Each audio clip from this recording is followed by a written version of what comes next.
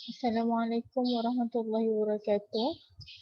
Alhamdulillah, berjumpa kita lagi dalam rakaman PDPR Bahasa Melayu Pekan 3. Cikgu Cikgu Amelia. InsyaAllah PDPR kita pada 16 Mac 2021. Kita akan mulakan dengan bacaan kita Al-Fatihah dengan doa.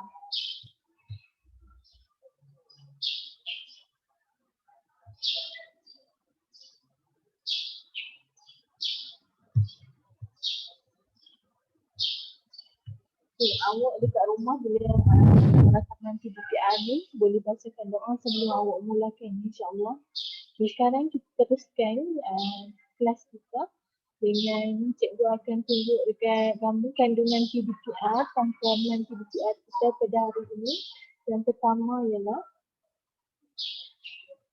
kandungan pertama kita akan tengok tajuk dengan tema, iaitu pengenalan, format karangan, teknik menulis dan cikgu akan bagi ingatan ataupun penilaian mengenai tugas dia lah. Okay, benda yang pertama kita nak tengok pengenalan sekarang. Okay, jom kita tengok pengenalan. Okay, sebagai pengenalan, cikgu nak minta kamu tekan simbol ikon ni, cikgu di bawah ni, ikon ni. Kamu tekan simbol, cikgu akan tekan. Okay, tekan dia akan kamu akan ke capaian seterusnya. Capaian seterusnya ni cikgu akan gunakan sebagai bahan untuk kita menulis karangan sekejap lagi. Ini ialah kuis. Kuis bergambar. Okay, kuis bergambar. Soalan pertama. Siapakah beliau? Mesti dah boleh jawab kan? Tengku Mahkota, Tengku Abdul Rahman atau Tunku Abdul Rahman. Yang mana satu? Okay, kalau cikgu pilih yang ni.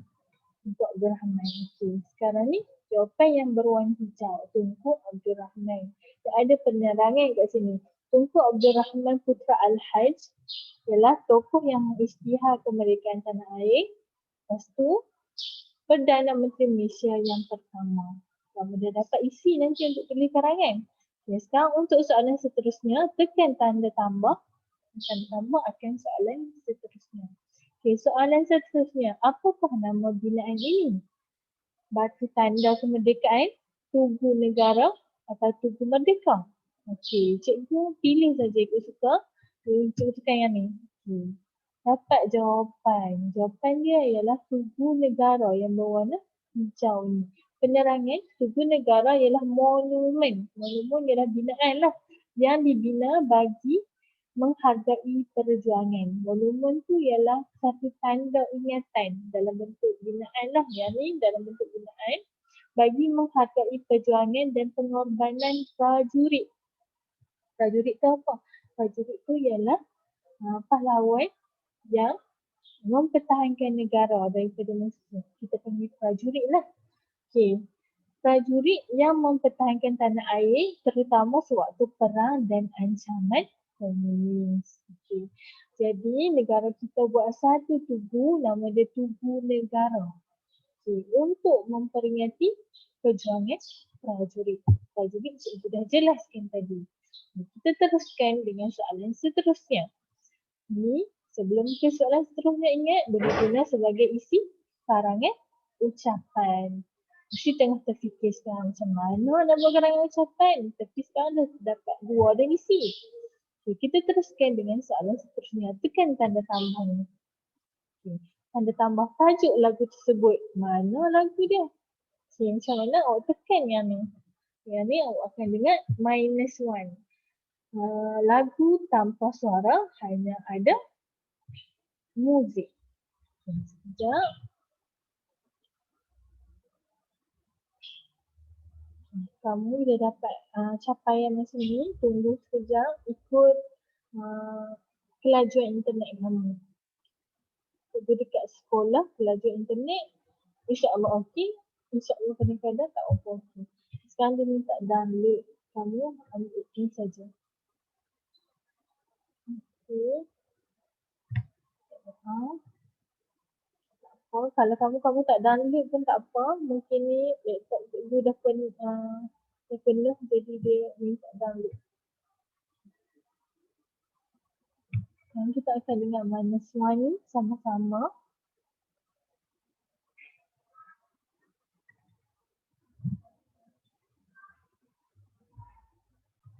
Okey, teruskan dengan manusia ni.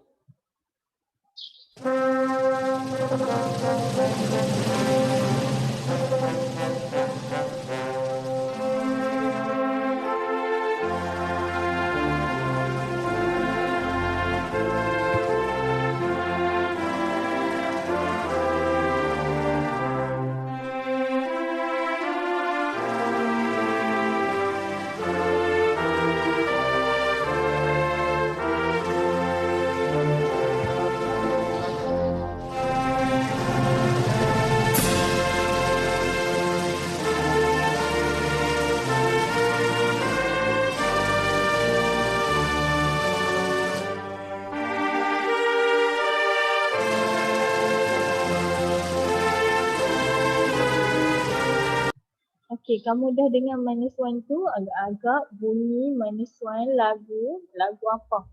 Tajuk lagu tersebut ialah lagu Malaysia, lagu negaraku, lagu negaraku. Yang mana satu? Okey, cikgu pilih lagu negaraku. Betul, warna hijau. Penerangan ni bukan penerangan ni untuk soalan pertama tadi. Okey, jadi lagu negaraku menjadi lagu kebangsaan yang mula diperdengarkan pada ambang 31 Ogos 1957. Okay, isi ketiga yang kamu boleh guna untuk karangan sekejap lagi. Okay, ada lagi isi yang lain mungkin kita boleh fikirkan sendiri ataupun kita cari bahan dekat buku teks, dekat Google dan sebagainya. Okay, sekarang kita nak teruskan soalan seterusnya. Ada tak tanda tambah? Ada. Jadi cikgu ada 3 saja soalan kuis sebagai pengenalan. Okey, pengenalan kita tajuk berkenaan dengan hari ni lebih kepada dirgahayu negaraku lah, lebih kurang macam tu.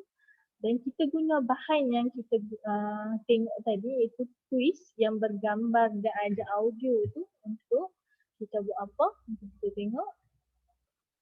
Untuk kita buat karangan ucapan negaraku tercinta. Okey. Ulang ni karangan ucapan negaraku tercinta. Okey. Sekarang kita tengok macam mana nak buat karangan ni. Kita teruskan. Okey, format menulis karangan ucapan syarahan ataupun pidato. Okey, sekarang ni karangan ucapan. Okey, tengok format dekat link ni. Kamu boleh klik di sini. Okey. Kita tengok format macam mana nak tulis karangan ucapan. Karangan ucapan melalui blog yang dikongsi oleh seorang guru ni. Okey, dia kata karangan ucapan lazimnya disampaikan di majlis perasmian, majlis perpisahan, majlis kerajaan, majlis keraian, majlis tertentu dan sebagainya. Okey. Antara ucapan yang disampaikan termasuklah ucapan apa? Ucapan majlis perpisahan, ucapan majlis meraikan seseorang atau meraikan pelajar yang bakal masuk nanti bila dah buka sekolah pada bulan April. Okey, terusnya ucapan dalam majlis perasmian bangunan tertentu. Okey. Penggunaan bahasa dalam ucapan ni macam mana? Bahasa tu perkataan-perkataan yang kamu nak pilih. Kena bahasa yang padat, tegas, berkesan dan mudah dipahami. Jadi ayat dia tak boleh berjela-jela, tak boleh panjang-panjang. Cukup sekadar subjek, predikat, penerangan sedikit. Okey. Lepas tu ada kiasan, jenaka, pantun dan peribahasa. Kita boleh letak dekat dalam karangan ni. Dekat mana? Nanti cikgu tunjuk dekat mana boleh letak. Tapi karangan tu, tapi kiasan, jenaka, pantun dan peribahasa tu tak boleh berlebih-lebihan. Kena berkaitan dengan ucapan tersebut sahaja, tajuk ucapan tersebut sahaja. Okey, kita teruskan. Karangan jenis ucapan mempunyai format. Jadi sekarang nak tengok format. Macam mana nak tulis? Okey. Pertama ada pendahuluan. Pendahuluan dia tak sama. Pendahuluan karangan ini tidak sama dengan karangan lain. Bila dia ada apa? Merupakan pembuka kata yang berupa ucapan selamat atau alu-aluan. Nanti kita akan tengok dekat contoh. Pendahuluan dia ada kata alu-aluan dan ada kena bagi tahu tajuk. Boleh tajuk kalau kita pidato kan. Atau kita lawan syarahan. Kalau kita bagi ucapan rasmi, kita boleh beritahu sempena apa kita ucap ni. Dan kita kena ada bagi salam dekat pendahuluan. Seterusnya, ada sama dengan pengenalan karangan yang lain, iaitu kita ada isi, ada tambahan. Okay. Isi merupakan tujuan ucapan disampaikan. Contoh, awak tujuan untuk apa? Contoh memperkenalkan negara kita. Bagi isi tu. Okay. Tujuan untuk memperkenalkan negara kita, awak kena perkenalkan apa yang ada kat dalam negara kita. Isi dia ialah apa yang ada dalam negara kita. Pertama ada apa, kedua ada apa, ketiga ada apa. Okay. Tapi dekat isi ni dia lain sikit. Dia ada kata penghadapan. Sebelum mula kita nak berita, kita kena guna kata penghadapan. Antara kata penghadapan yang biasa digunakan seperti hadirin yang dimuliakan. Ataupun hadirin sekalian. Ataupun tuan-tuan dan puan-puan yang dihormati. Baru kita masuk isi. Habis isi pertama, nak mula isi kedua, kita sebut lagi hadirin dan hadirat sekalian. Kita lagi. Okey. Yang terakhir ada penutup. Ada 3. Pengenalan, isi, ada isi-isi. Cikgu nak minta kamu buat 4 isi nanti. Lepas tu ada kat isi, sebelum masuk serta isi ada kata penghadapan tadi. Okay, dan terakhir ada penutup. Kat dalam penutup ada ciri khas sebagai karangan ucapan. Iaitu ada apa? Ada kata untuk menjelaskan bahawa ucapan akan ditamatkan. Contoh kata yang kita guna, akhir kata. Mengakhiri ucapan saya. Okay, ucapan hendaklah diakhiri dan terakhir sekali dia akan kata sekian terima kasih. Okay. Sebelum sekian terima kasih tu kita boleh tambah pantun, tambah peribahasa dan sebagainya. Peribahasa boleh juga kita masuk dalam karangan ucapan ni dalam bahagian isi. Okay. Sekarang cikgu jelaskan benda yang penting sangat, iaitu kesilapan yang sering kita lakukan bila kita menjawab karangan ucapan. Pertama, ucapan ditulis tidak mengikut format yang ditetapkan. Ada pengenalan, ada isi, ada penutup. Tapi tak ada format. Format apa? Format ucapan. Iaitu pengenalan kena ada kata alu-aluan. Sebelum masuk isi kena ada kata penghadapan. Dekat penutup kena bagi tahu akhir kata, nak bagi menjelaskan kita dah nak habis ucapan. Dan terakhir sekali kita kena kata sekian terima kasih. Ingatlah. Okey. Kesalahan kedua yang biasa kita lakukan.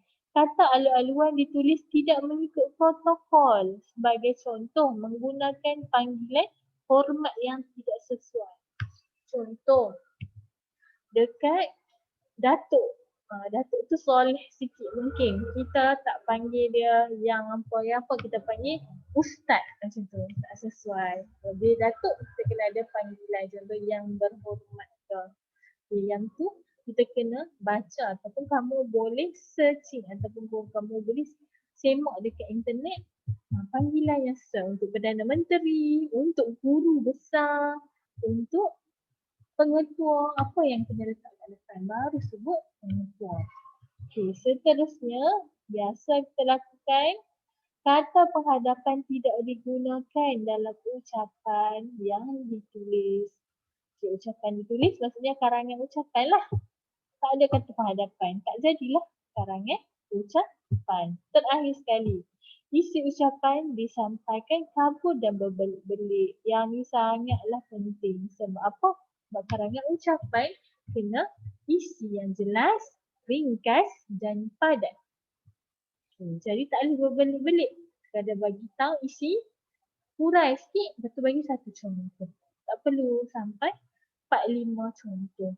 Satu contoh untuk satu isi. Ada 4 isi, 4 contoh. empat contoh yang paling sesuai untuk menyampaikan maklumat ataupun menyampaikan ucapan. Nak bagi ucapan bukan nak bagi benda yang penting kan. Jadi bagilah contoh yang penting. Sekarang kita tengok contoh penulisan ucapan. Kita dah jelas dah tadi format dan kesalahan yang biasa kita lakukan. Okey, pertama tengok nak. Yang dihormati Tuan Pengerusi Majlis. Jadi kata apa? Kata alu-aluan. Yang berusaha. Ingat untuk pengetua yang berusaha. Yang berusaha pengetua sekolah menengah Sanglang Perlis. Puan Nur Syahidah. Contohlah. Seterusnya, yang berusaha guru penolong kanan pentadbiran bagi nama. Dan teruskan sampai rakan-rakan sekalian. Okay. Baru dia bagi Assalamualaikum dan salam sejahtera saya ucapkan. Kalau pidato kat sini, dia akan beritahu saya akan menyampaikan pidato ataupun saya akan menyampaikan syarahan yang bertajuk apa? Yang bertajuk Negaraku Tercinta. Okay. So, sekarang dah habis pengenalan, kita nak masuk isi. Kita kena ada kata penghadapan. Kita kata, hadirin dan hadirat sekalian. Buat ayat sikit bagi sedap tapi tak berlebih-lebihan. Pada pagi yang bahagia ini, kita akan pada pagi yang bahagia ini, saya akan menjelaskan mengenai negaraku tercinta, iaitu jelaskan negara tercinta tu negara mana? Negara Malaysia. Okay.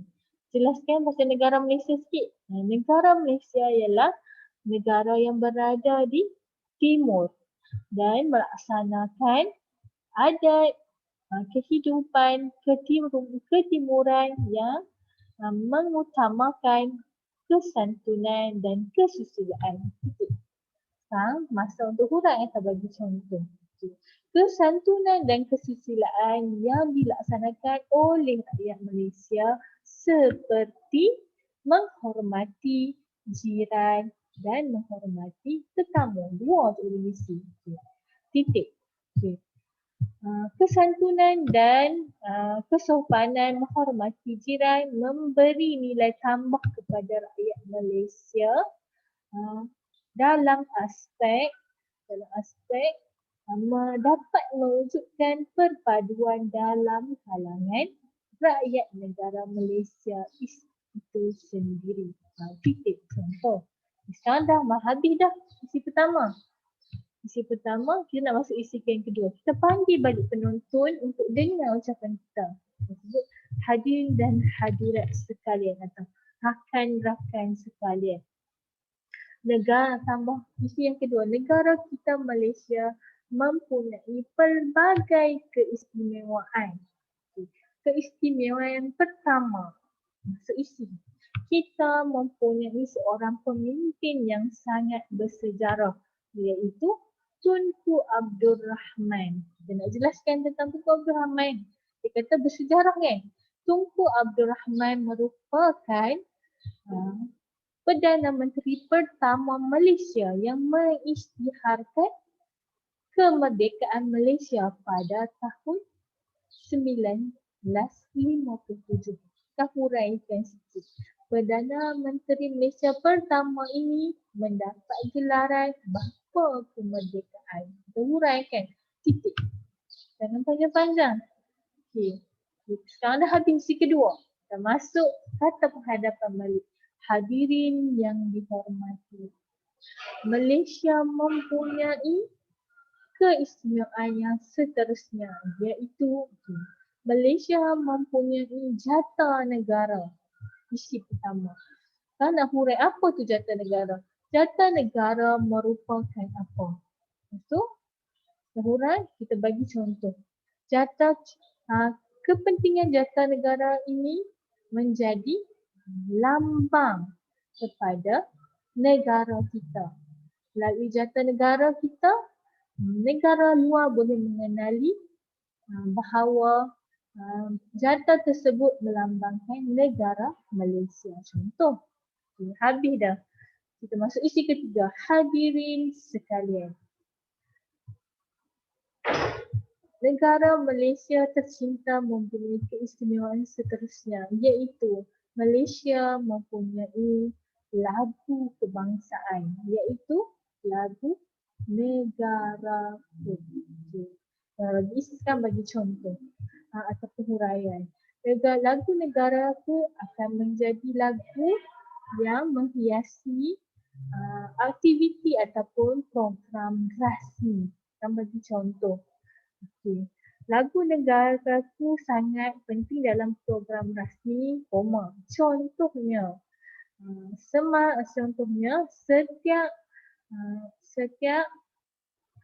setiap awal minggu persekolahan, setiap sekolah di negara Malaysia akan mengadakan perhimpunan pagi dan dimulakan dengan lagu patriotik, lagu negara. Contohlah sebelum pandemik COVID-19 kita ada lagu negaraku dikumandangkan dekat perhimpunan, ataupun kalau tak ada perhimpunan pun, tak ada COVID-19, kita pasang dekat sekolah bila pelajar ada di sekolah. Sekarang dah nak masuk isi terakhir. Kamu mungkin dah habis 4 isi, kamu masuk isi terakhir. Kamu kata hadirin dan hadirat sekalian. Ingat isi terakhir ada apa? Akhir kata. Saya mewakili rakyat Malaysia sangat bangga dengan keistimewaan negara tercinta Malaysia. Lepas tu kita kata saya berharap semua rakyat Malaysia menghargai keistimewaan yang ada di negara kita. Okey. Sebagai penutup saya deklamasikan satu saja ataupun saya menjual satu pantun. Contoh dia bagi pantun apa? Pantun contoh. Kalau kat sini dia bagi pantun, berburu ke padang datar, dapat rusa berbelang kaki, berguru ke palang ajar ibarat bunga, kembang tak jadi.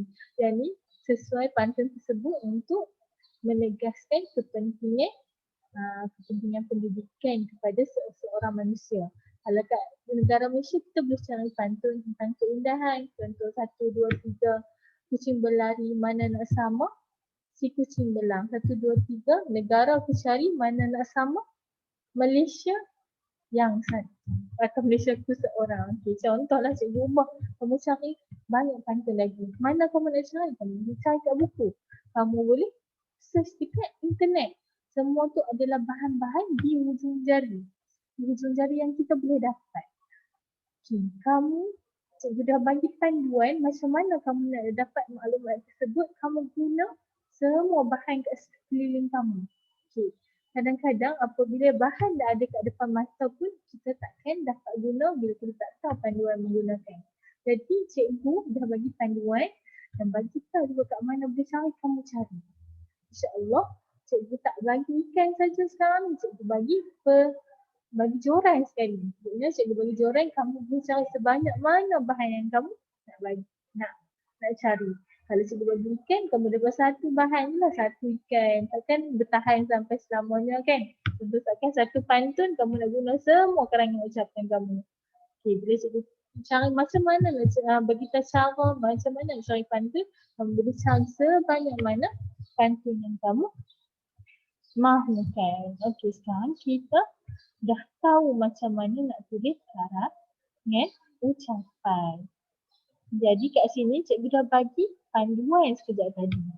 Okey, panduan kamu boleh dengar rakaman tadi yang bukan rakaman tadi yang cikgu jelaskan tadi. Sekarang ni cikgu bagi tahu semula rangka. Contoh pendahuluan kena ada kata-kata aluan, bagi salam dan tajuk. Isi ada 4 isi. Dimulakan dengan kata hadapannya. Lepas tu ada 4 isi. Sebelum setiap isi ada kata hadapan. Lepas tu penutup berakhir kata. Penutup dengan pantun ke peribahasa ke, dan akhir sekali ada sekian terima kasih. Okay, lebih lanjut kamu tengok semula rekaman video ni. Okay, selesaikan tugasan karangan ucapan ni dalam buku karangan umum. Pertama sekali tulis rangka. Macam cikgu bagi contoh ni, kamu tulis rangka. Isi apa? Tunjuk Abdul Rahman. Dia lah isi point dia kat mana. Mana kamu nak dapat isi tadi? Dekat pengenalan, iaitu quiz kita tadi. Dan dekat buku teks muka surat 58. Kamu boleh semak. Okay, hantar bila?